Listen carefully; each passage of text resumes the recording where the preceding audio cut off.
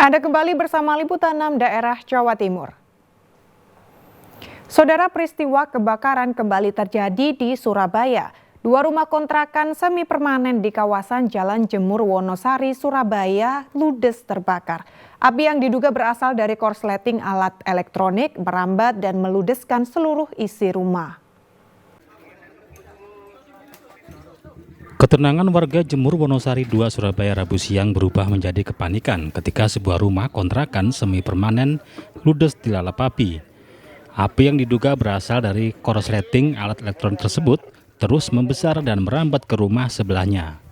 Amukan si jago merah tersebut meludeskan 2 rumah berikut isi bangunan. Agar api tidak makin membesar, warga bahu-membahu berupaya memadamkan api dengan alat seadanya. Api bisa dipadamkan setelah 3 mobil pemadam kebakaran diturunkan ke lokasi. Robikah, salah satu penghuni, mengatakan saat kejadian rumahnya dalam keadaan kosong.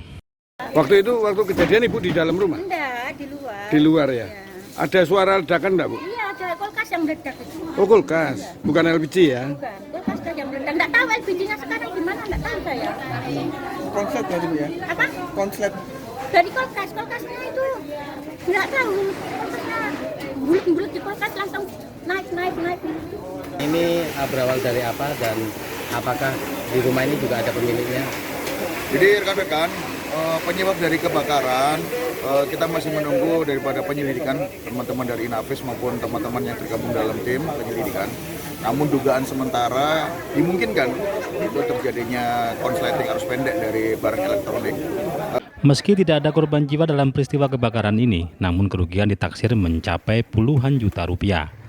Sedangkan penyebab pasti kebakaran yang terjadi di wilayah padat penduduk ini masih dalam penyelidikan polisi. Rahmat Hidayat melaporkan dari Surabaya.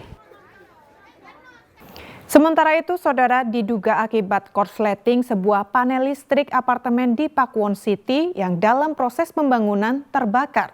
Asap tebal yang keluar dari jendela lantai 9 membuat pekerja proyek panik berhamburan. Dari kejauhan asap tebal membumbung dari sebuah apartemen yang masih dalam proses pembangunan di Pakuwon City, Surabaya. Asap tebal tersebut diduga berasal dari korsleting panel listrik apartemen lantai 9. Sebanyak 14 mobil pemadam kebakaran dan penyelamatan kota Surabaya dikerahkan untuk mengantisipasi kebakaran membesar. Kebakaran ini mengakibatkan seluruh pekerja proyek panik dan berhamburan keluar menyelamatkan diri. Unit pemadam kebakaran itu sekitar 14 unit. Kalau bangunannya sendiri terbakar nggak? Yang sementara yang terpantau hanya pandanya aja, di lantai 5 sampai lantai 12. Jadi kondisinya saat ini sudah padam. Sudah padam. Mungkin agak susah ya. Dan ini pembangunan apartemen apa nih? Apartemen Pakuwon City.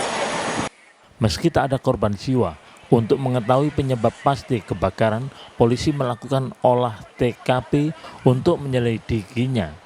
Sementara seluruh pekerja proyek diminta menghentikan aktivitasnya. Dari Surabaya, Arif Purwanto melaporkan.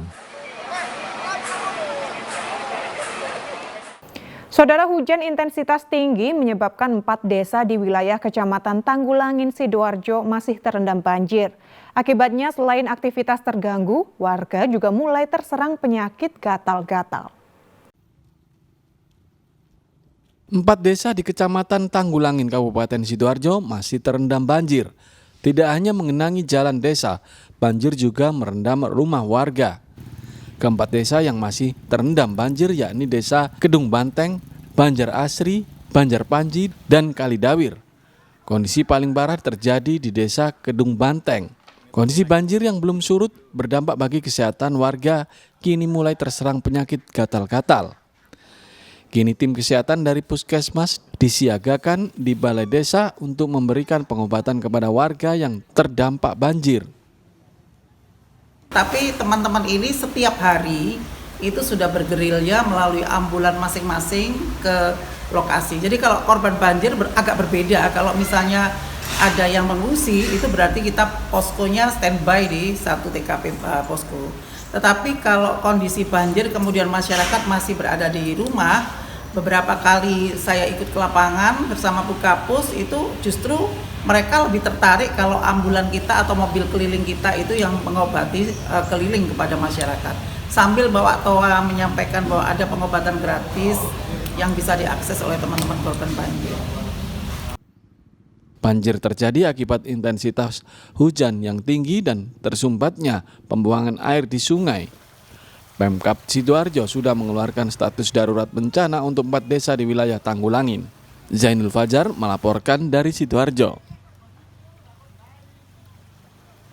1 ton beras murah ludes dalam hitungan menit dalam pasar beras murah di Jember.